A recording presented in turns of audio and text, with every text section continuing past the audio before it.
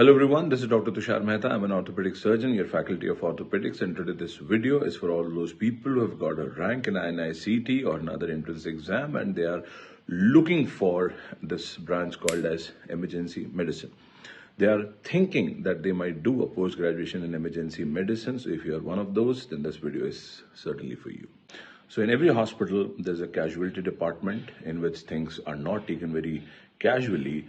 The department has to deal with accidents and emergencies. When I say accidents, of course, we all are aware of the different aspects of an accident, the trauma, the solid organ injury, chest trauma, head trauma, everything. As far as the emergency part is concerned, that can deal with any emergency right from any domain or any branch of the medicine. So if you think that you can be the forerunner, if you think that you can be the frontline worker, then this branch is for you. But will I get some procedural satisfaction? Yes, why not? There are a lot of emergency procedures which have to be done by a casualty medical officer or an emergency expert. And definitely you will get a lot of procedural satisfaction. So I don't think there is any problem in that. And you will be doing it at par with, let's say, an ICU guy or a critical care expert. Another question that usually pops up is that, is an emergency medicine guy equivalent to an MD medicine? Or, sir, I'm planning to do MD emergency medicine from a A-listed institute. Then I plan to go to my own city, town, whatever, and I want to do just regular MD medicine. It doesn't justify for what you're doing. First thing. Second thing, you should not compare an apple with an orange. You can probably want to convert an apple to orange later on, but that will be an injustice to what you've done and injustice to what you are pretending to do. So my piece of advice, don't even think about it. It won't make you feel good in the long run. I want to mention one more thing here, that we do watch a lot of, television serials or a lot of Netflix. And I'm sure every doctor in due career of the process of becoming one has fantasized with something called as Grey's Anatomy. It looks cool, it looks amazing to to find out certain problems. It looks good to see beyond the wall and find out, what kind of rare disease is this or what kind of a problem is this. But please try to understand that it looks good when you watch it, but do you think you can do it for the rest of your life? Well, each one to its own. I wouldn't do that. I would like to be master of one rather than to be jack of all. So it's a personal choice. The choice depends on you. You will be primarily doing a triage. After you have identified that undifferentiated person, that okay, fine, why is this person unconscious? Where is the basic problem? After taking all the vitals, after finding out what needs to be done, who needs to do it, then you have to refer it to, or maybe you have to loop in a particular expert. Let's say an orthopedic surgeon or a neurosurgeon or a physician or an OBGY. So bottom line is, as I said in the previous part, that you will be the frontline worker, but after that you have to hand over the patient or that particular case to the concerned department. So you will be basically a kind of a sorter who will sort out the things and then you will provide the things to the respective people. This can give you a kick, this can give you an adrenaline, but are you in your heart willing to do that for some other people so that they can come and they can do the definitive treatment? That's up to you. That's a very personal choice that one has to decide for her own or his own. To tell you very honestly, emergency medicine abroad is far more glorious, far more sought after as when we compare to India. I've been to a couple of countries in which recently, just about 1 month ago, I was on the west coast of US. I was on the east coast of US. I was towards New York, New Jersey, Long Island. Over there, the people who are into emergency medicine, the kind of respect, the kind of money that they command is something which one cannot even imagine in this Asian subcontinent and particularly in India. There's a lot of scope, there's a lot of glory, there's a lot of glamour. If you are an emergency medicine guy dealing with all these, trauma centers, there's a lot of scope. In fact, forget about, going far till the US. Middle East particularly, I would like to mention UAE, so Dubai, Abu Dhabi, they are establishing a lot of trauma centers and they want the people from emergency medicine only to head these places because they don't believe in, employing or hiring underskilled people.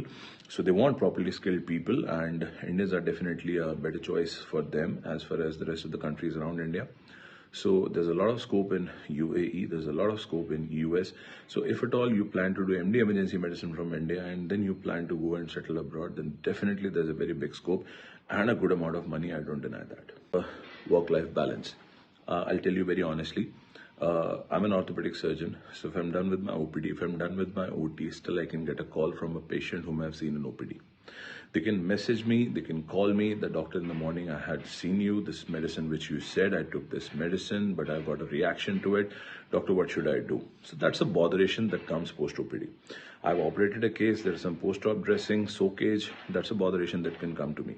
But if you are in emergency medicine and if you have done a 9 to 3 shift and if you have gone back home at 3:30, after 3:30 till next morning 9, you won't get a call. Even if there will be a call, that will be by a colleague of yours asking for something, that's all. So no botheration after the shift is over. It is almost equivalent to that of people who are usually into anesthesia and after that they enter into critical care or intensive care. So when they are working in an ICU, they are 100% dedicated to what they are doing, but once they're out of that thing, they are hardly bothered. So you can compare it to that sort only.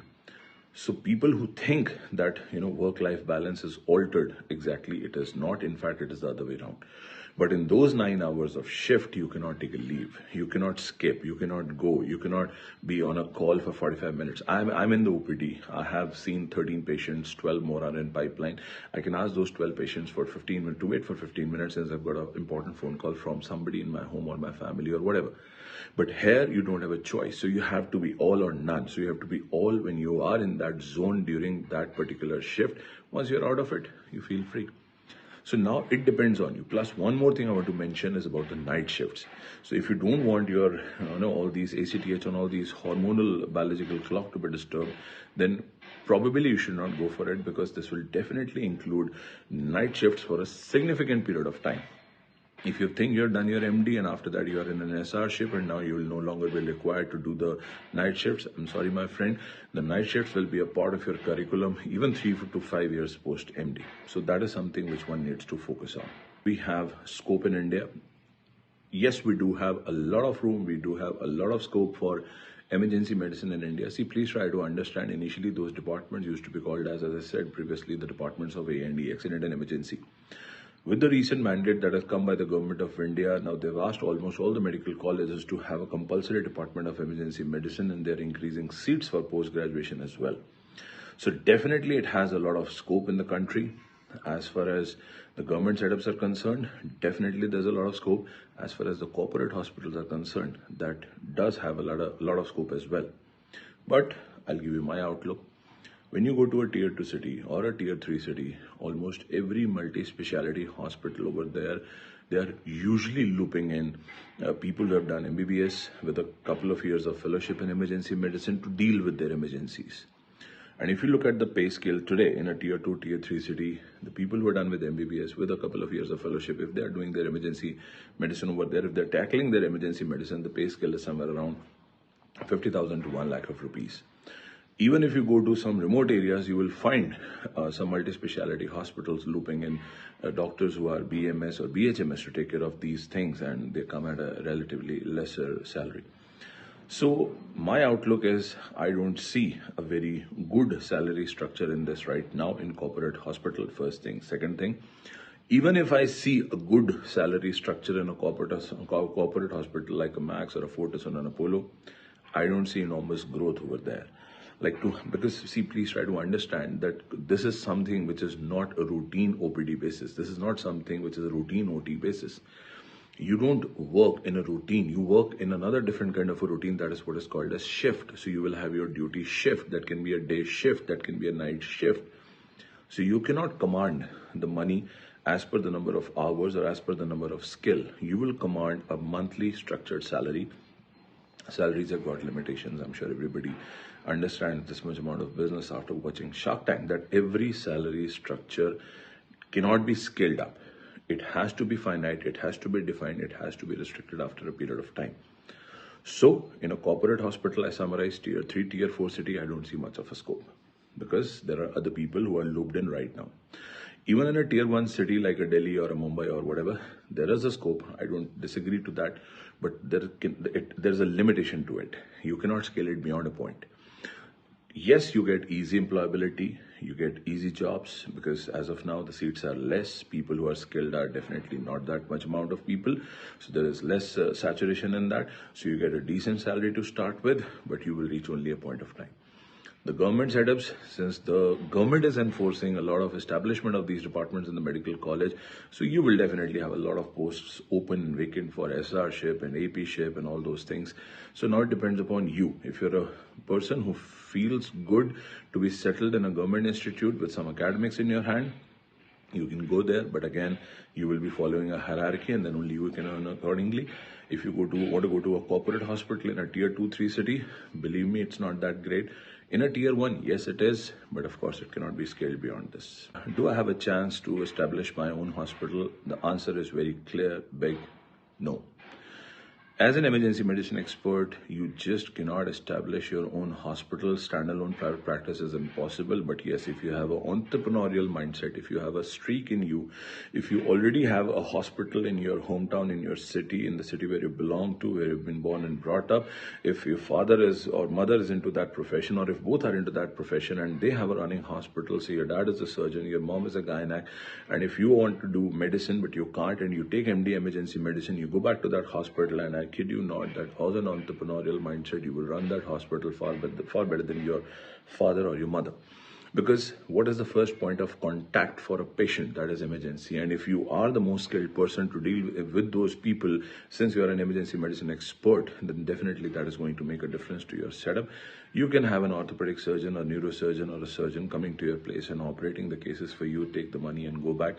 But yes, you can own the patient because you will be the first point of contact for the patient. So you can run your own practice only if you have an existing one.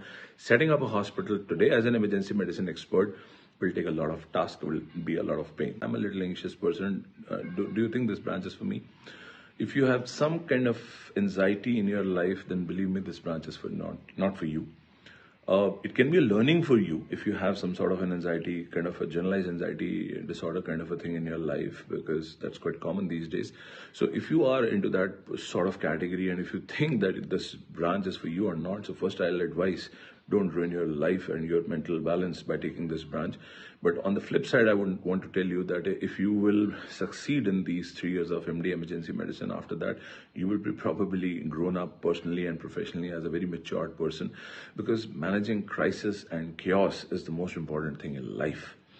Nothing comes close to that. So that is a very good opportunity that, you can avail. The last thing I want to mention here is something which, of course, we get a lot of messages about that also. Sir, what about the medical legal issues? There will be a lot of medical legal issues. You will have to be the most, particular and diligent in your paperwork, since you will be dealing all these accidents and medical legal cases and medical legal reports and FIRs and everything. So yes, that's another thing, and you need to have a good legal knowledge. You should be quite sound in that if you want to take up this branch further. So friends, this was the summary that I wanted to put up in front of all of you for MD Emergency Medicine. These are my personal opinions. They are not binding on to anyone else. I'm not an expert in this. I have not done MD Emergency Medicine, but having an exposure of almost all the people in a corporate hospital, in running one, in owning one, in working in one. So I give you my opinions. I do hope that you got it in the right spirit. And if still there's any query, please feel free to put it under the comment section. And if you have any comment or compliment, please do that as well. And I shall be trying to give my opinion on other branches of prospect once you get a good rank in any of the competitive exam. I'll try to put as much as possible. I wish you all the best, and do like and subscribe this channel, and do share this video with a lot of people who are interested in doing MD Emergency Medicine. I hope this shall benefit you all. Thank you. God bless.